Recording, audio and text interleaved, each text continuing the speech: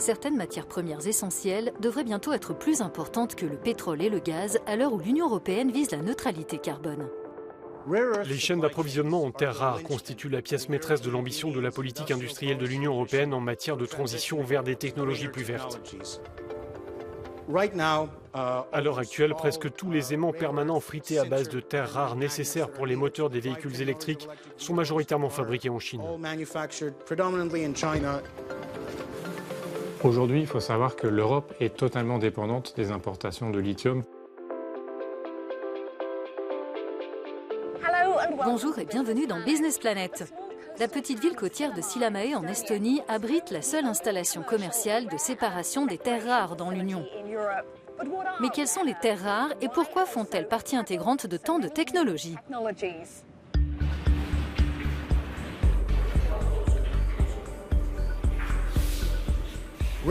Les terres rares sont les matières premières essentielles à la transition de l'Union européenne vers les technologies vertes. Prenons l'exemple du néodyme et du praséodyme, deux éléments de terres rares que nous traitons à Silmet, puis que nous utilisons pour fabriquer des aimants permanents frités à base de terres rares. Ils permettent d'économiser de l'énergie et servent dans les moteurs du système de traction des véhicules électriques, ce qui permet dans certains cas de réduire de plus de 20% la taille de la batterie des véhicules électriques. 17 éléments de terres rares sont utilisés dans des centaines d'applications, des systèmes de guidage de missiles ou billets de banque, mais ils restent principalement destinés à la fabrication d'aimants ultra puissants. Ici, c'est du métal de niobium. Ce métal est ensuite inséré dans cette chambre à faisceau d'électrons qui fonctionne à environ 30 000 volts. Ces faisceaux d'électrons font fondre le métal et il coule comme de l'eau. De cette façon, nous le purifions à 99,999999%, la plus haute pureté de niobium et de tantale produite en dehors de la Chine. Ce qui est essentiel pour les réacteurs d'avion, les fusées et autres. L'Union européenne est bien consciente de la nécessité de disposer de nouvelles mines et de renforcer l'ensemble de la chaîne de valeur des matières premières. Pour l'instant, elle est dépendante d'un petit nombre de pays tiers, en particulier de la Chine, qui fournit 66% de toutes les matières premières essentielles et 98% des terres rares. Pour remédier à cela, l'UE présentera un règlement sur les matières premières critiques en s'appuyant sur la force du marché unique. Objectif, garantir aux Européens un approvisionnement diversifié et fiable de ces matières, tout en garantissant des normes sociales et environnementales élevées.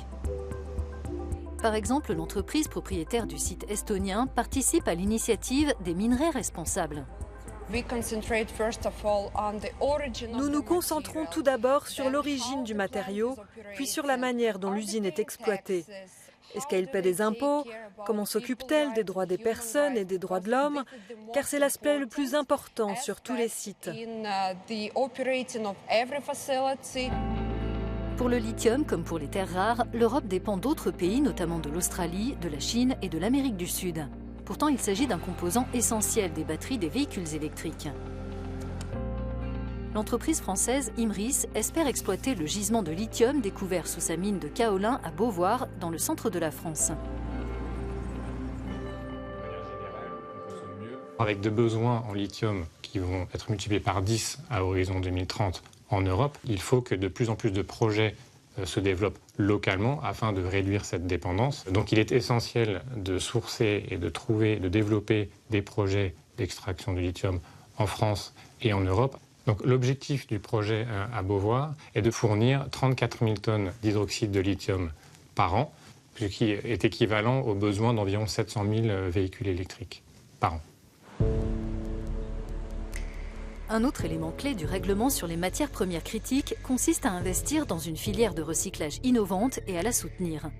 Car plus elles peuvent être recyclées, moins il faut en extraire.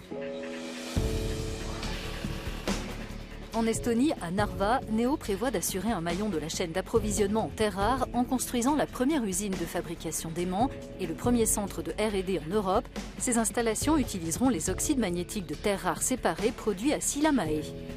Située près de la frontière russe, l'usine aidera la ville à se détourner de l'industrie locale du schiste bitumineux, contribuant au déclin des combustibles fossiles.